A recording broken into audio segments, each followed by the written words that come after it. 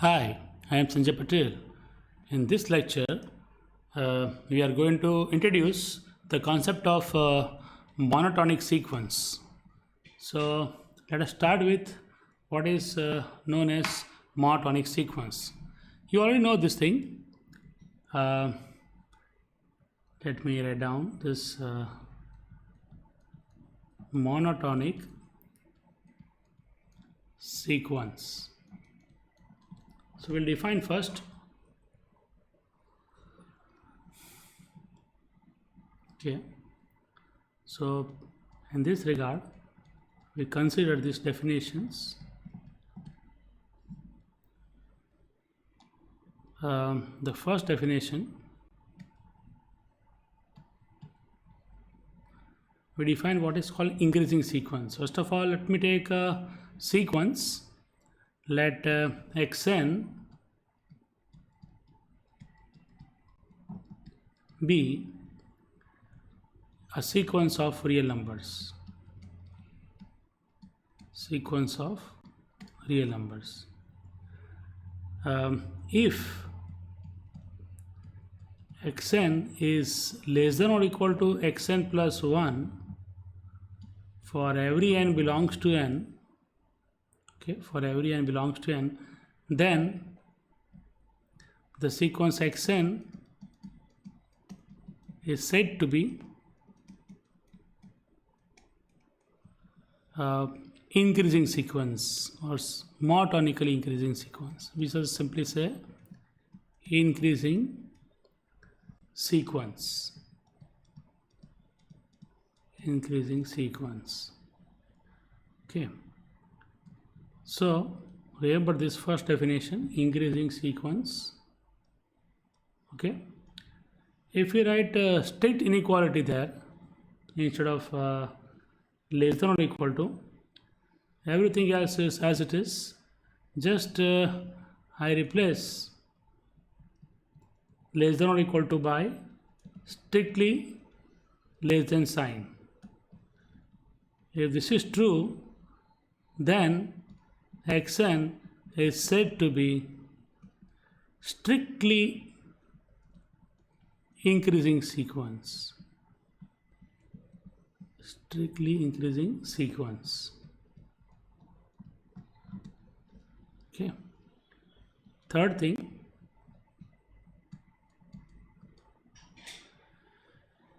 if we change these inequalities, it is called decreasing sequence.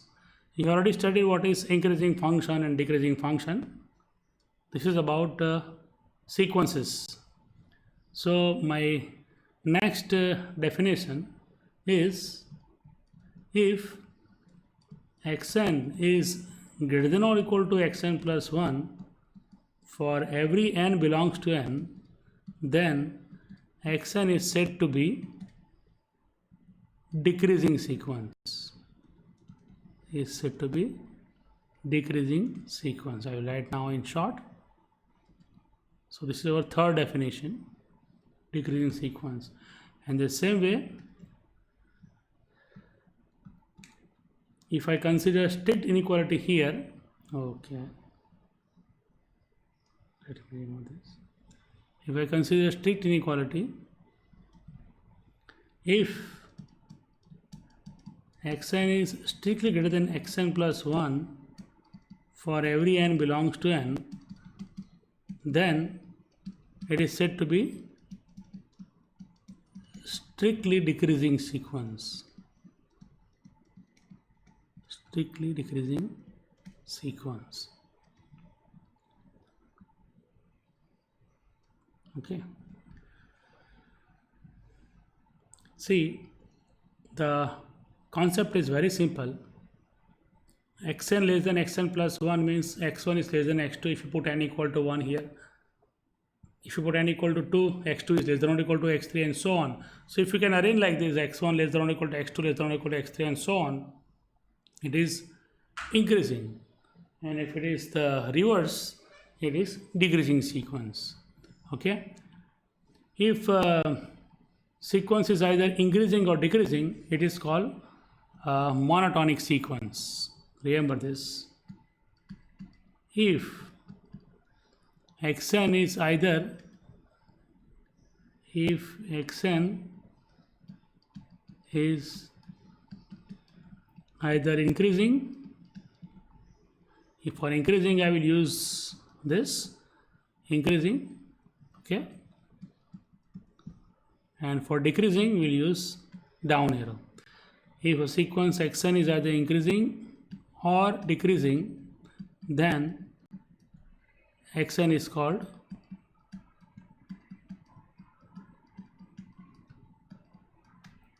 a monotonic sequence, is said to be a monotonic sequence.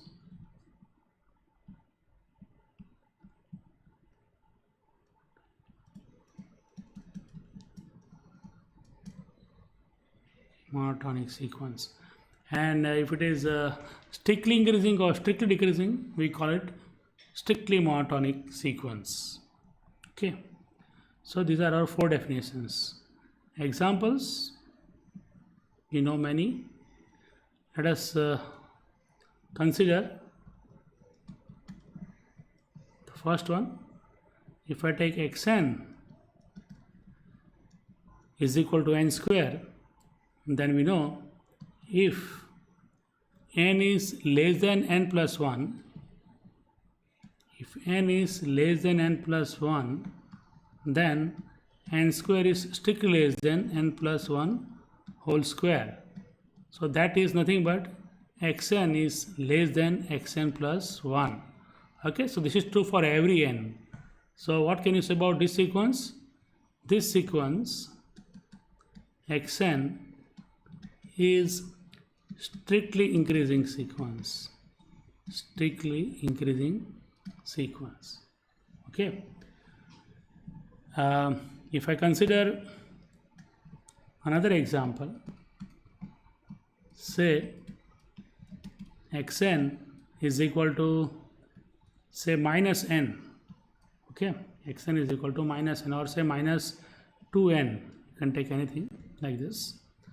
Then what I can say here is if n is less than n plus 1, then you know that 2n is less than 2n plus 1.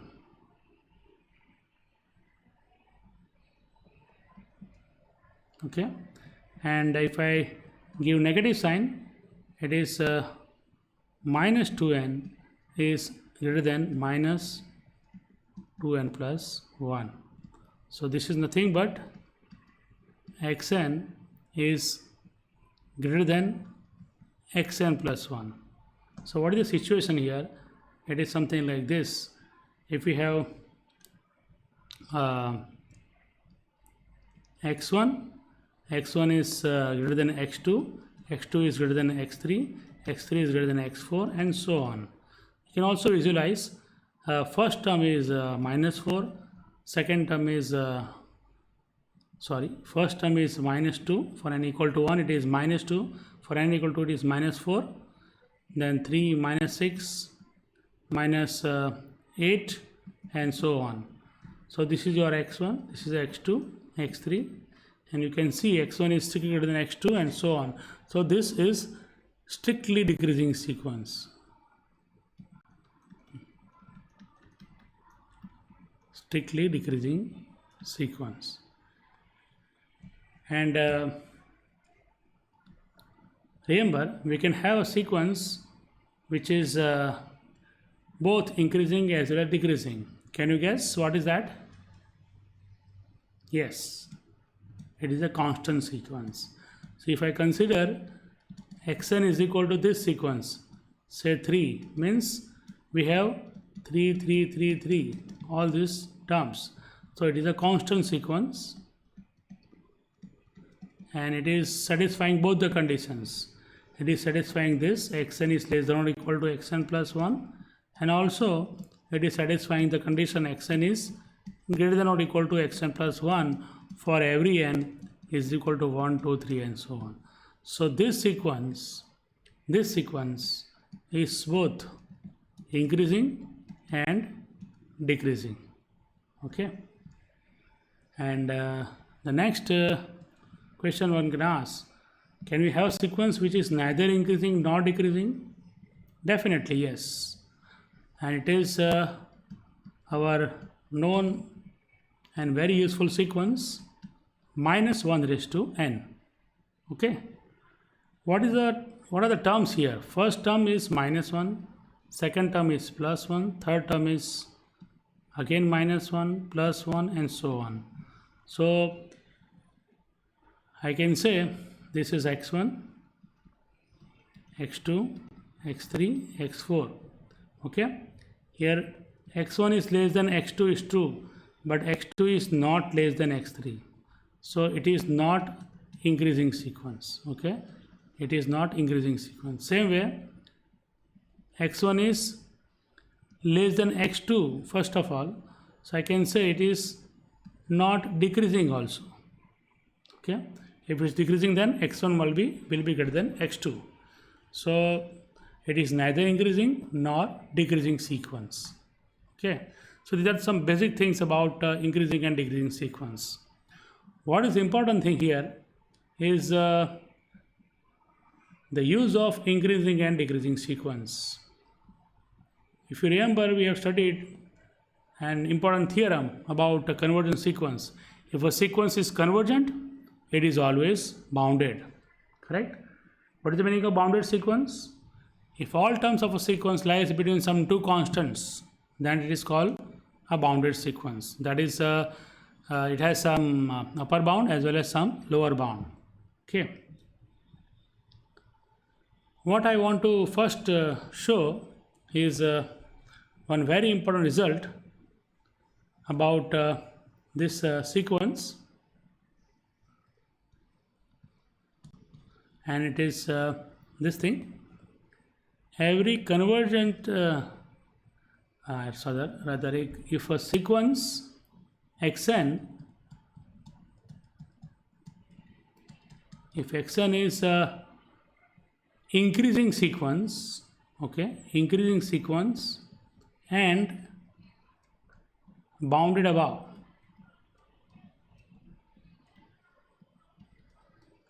then prove that xn is convergent. Convergent means it has limit of xn exists. Okay, so very important theorem. We are going to prove this important theorem. So let us prove.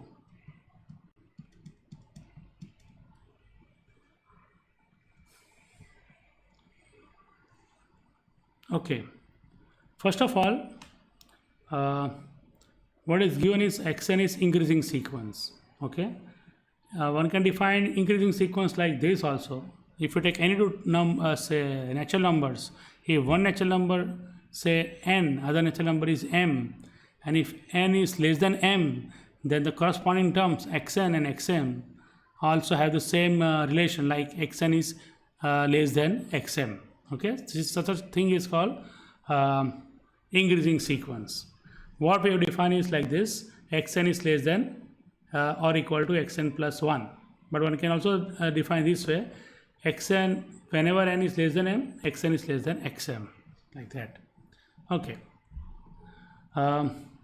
Here I want to prove that limit of xn exists. We are given two things: xn is increasing sequence and it is bounded above. Okay, xn is bounded above. So first of all, let me take say capital A is equal to the set of points of the sequence of the sequence. Say I can take the points of the sequence, say like this: x1, x2, x3, and so on. They need not be distinct, but we know it is increasing sequence, so they are all in order. x1 is less than x2, x2 is less than x3, or they may be equal also. Some of the terms may be equal also. This sequence is bounded above. Okay, xn is bounded above. That means all terms of this sequence are less than something. So since xn is bounded above,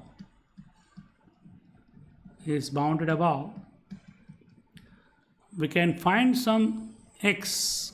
There exists some x, okay, belongs to R, such that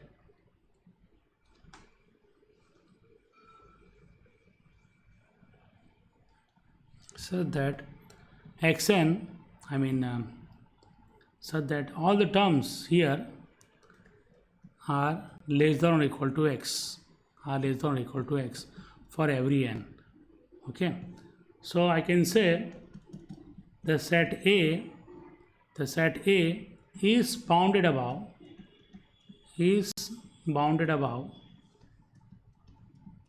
by x. It is bounded above by x. Okay, so one thing is clear, it is non-empty. I can say also A is a non-empty set, and also A is a subset of R, and it is bounded above by x. So combine these three things, the completeness of R, because we know R is a complete field. So completeness of R gives us the least upper bound or supremum of the set A must exist in R. Okay, so I can say, but R is complete. R is a complete field. So supremum, this implies LUB of the set A is equal to, say, alpha exist. Okay, LUB of A is equal to alpha exist in R. Okay, fine. So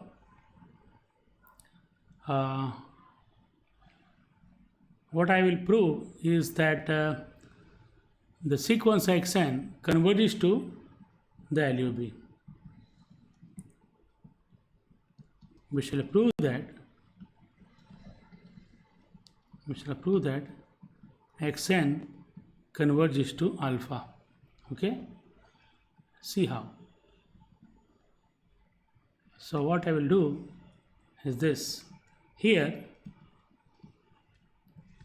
to prove this, remember alpha is a real number. So if I take an epsilon greater than 0, okay, let me start with epsilon. To prove xn converges to alpha, we must satisfy that definition of limit of sequence. So let us take epsilon greater than 0 be given. Okay, now epsilon is positive, so alpha minus epsilon is less than alpha. Alpha minus epsilon is less than alpha. If you remove something positive from our number alpha, you will get a smaller number. So this number alpha minus epsilon cannot be an upper bound, because alpha is the least upper bound of A. So this alpha minus epsilon cannot be an upper bound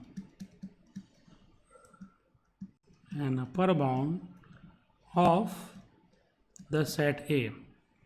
The reason is because alpha is the least upper bound of the set A.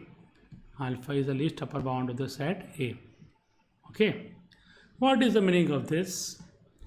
If when you say that some number is not an upper bound of A, means there is something in that set A which is greater than the number alpha minus epsilon. Now what are the elements of the set A? The set A contains this type of elements, x1, x2, x3. Actually they are the terms of the given sequence. So if you say alpha minus epsilon is not an upper bound of the set A of this set, means there is some number, say xm, which is greater than the number alpha minus epsilon.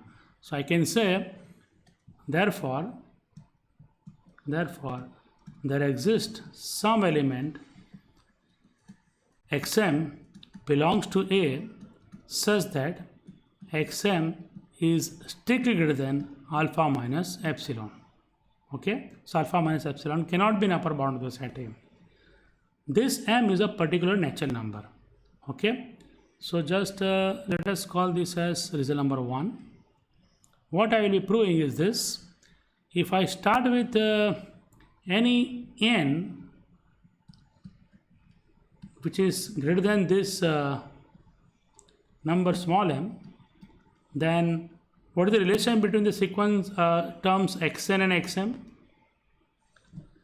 If I take two terms corresponding to this n and m, and n is greater than or equal to m, then what can I write here?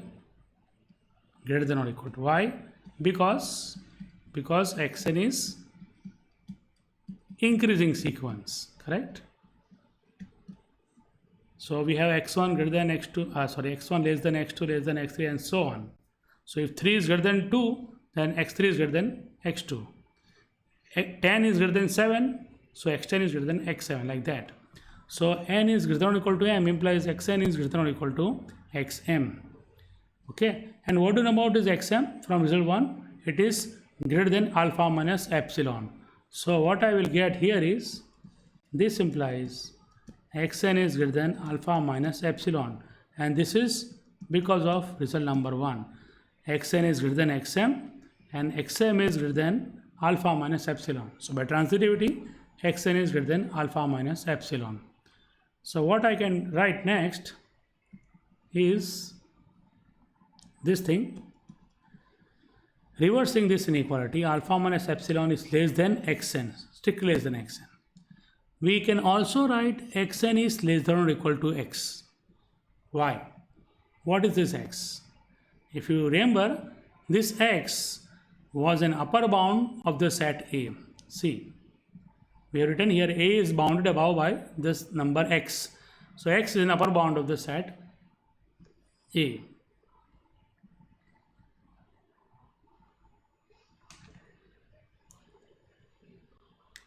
Or let me not use that upper bound, I will use another upper bound which is alpha here, because see, alpha is the least upper bound of the sequence xn or the set A. So alpha is always greater than all terms of the sequence. So I can write this is less than or equal to alpha, because alpha is also an upper bound of A. We don't want to use that x here, we want alpha here, and this I can write alpha is strictly less than alpha plus epsilon, because if you add some positive quantity in alpha, you will get a larger number. So combining the three terms, this and this, what we can write next is alpha minus epsilon is less than xn is less than alpha plus epsilon. Okay, what I have proved, if n is any number which is greater than or equal to m, so I can say for every n greater than or equal to m, alpha minus epsilon less than xn less than alpha plus epsilon, which gives us mod of xn minus alpha is less than epsilon.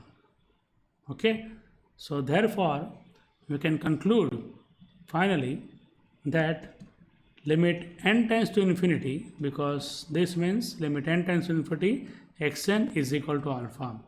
So xn is convergent sequence. Xn is convergent sequence. So the theorem is proved. The important thing in this theorem proof is that if a sequence is increasing and bounded above, means if it has bounded upper bound, it is bounded above, then the sequence will converge to the least upper bound of the set of terms of the sequence. So if a sequence is bounded above, just find the least upper bound of the set of points of the sequence, and if it is increasing, just that least upper bound of that set is nothing but your limit. Okay, so I can write one comment here from this result, that note that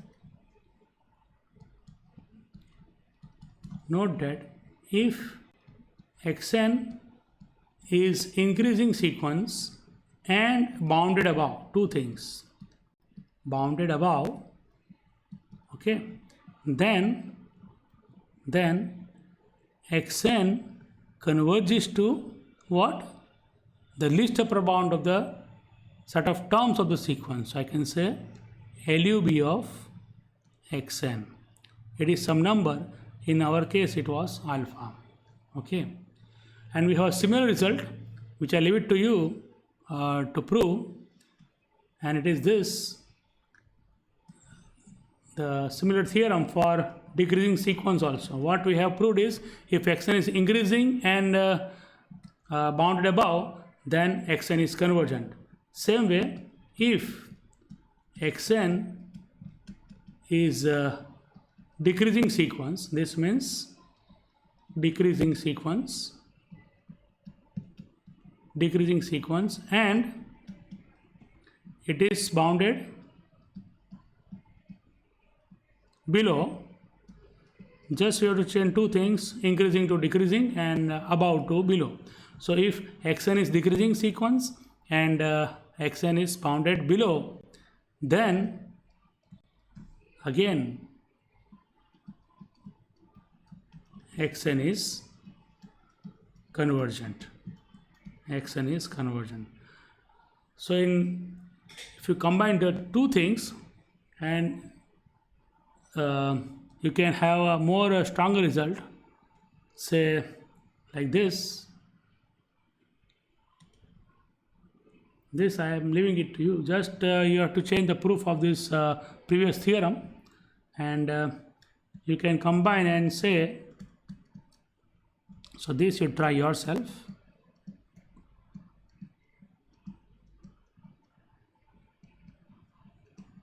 Okay. So what I am going to combine the two theorems like this. If xn is bounded and monotonic sequence,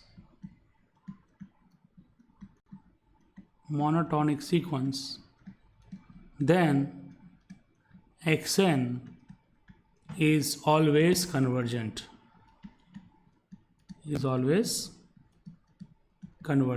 Convergent means the limit of the sequence exists. Here we have two important things. It is bounded and it is monotonic sequence. Bounded means it is bounded above as well as bounded below. Suppose it is bounded above, then since it is monotonic sequence, it can be, say, monotonic sequence means it is increasing or decreasing. Suppose it is increasing and bounded above, it has a limit, or it is convergent. If it is bounded and monotonically increasing or decreasing sequence, we can say it is definitely convergent sequence. Okay. We have two useful remarks from this discussions. One thing I forgot here. In the case of this result, if xn is decreasing and bounded below, then xn is convergent. But in this case, the limit of this sequence is nothing but the GLB. So what you will get is xn converges to the GLB of the set of points of the sequence. So it is some number. Okay.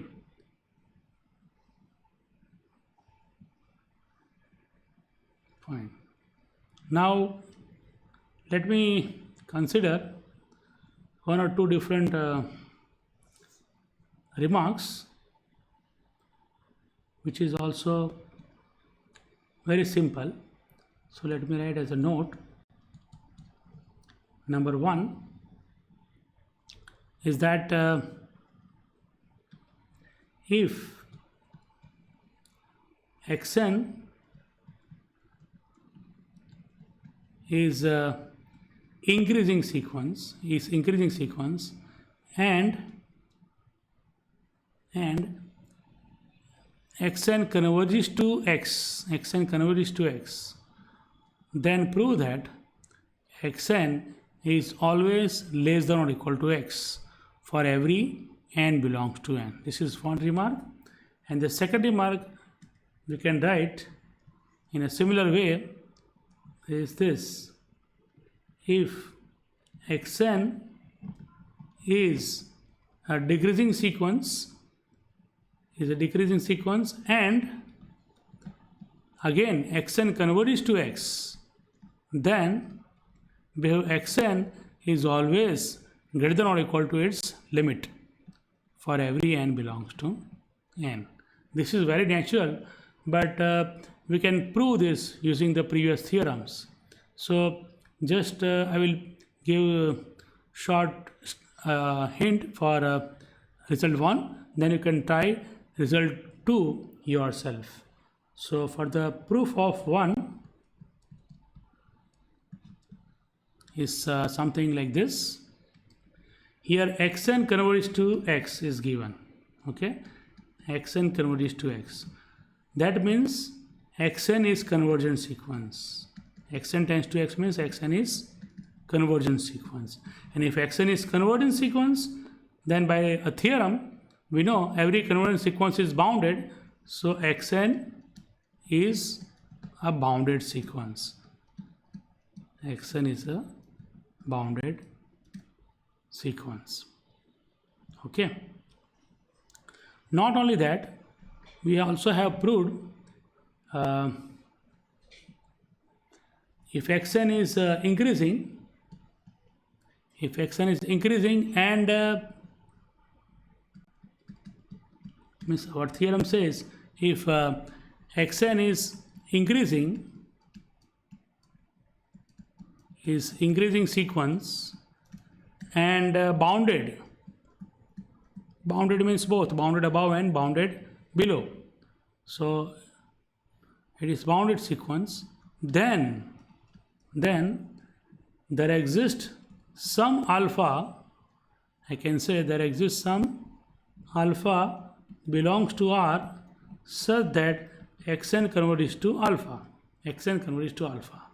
But we have one thing here, that xn converges to x, and here we are saying xn converges to alpha. A sequence cannot have two different limits. So alpha and x are equal because limit is always unique. So these two limits of the same sequence must be equal. Okay. So what we get from this, if both alpha and x are same, then